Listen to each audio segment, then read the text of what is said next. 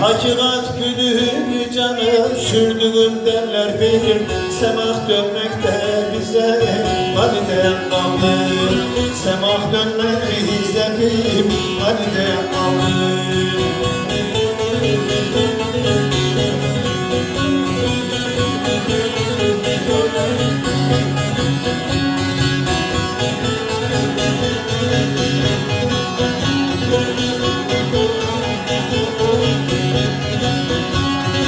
Mümin olan da sürenler bu kadim Rabbim ziyarete eyledik de onu dergahı.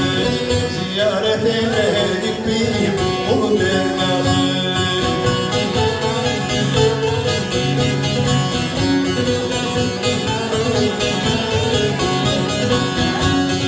Kırkların cemihinde canım döndü semahı benim. Semah dönmekte bize validen kaldı. Semah dönmek bize benim validen kaldı.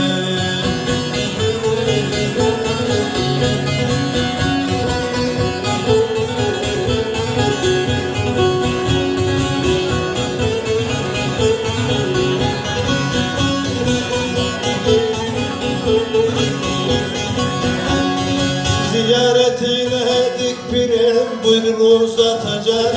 Tebeden oğullarca er sıfatı.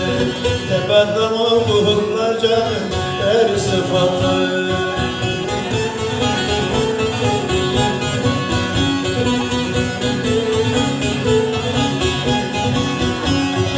Dört kapı sırrını pirim geldik ispatacağım. Semah dönmekte bize validen kaldı. Semah dönmek bize benim validen kaldı. Semah dönmek bize validen kaldı. Muhammed Mustafa Habibullah'tır. Şu dünyaya baki kalan Allah'tır. Aşk ile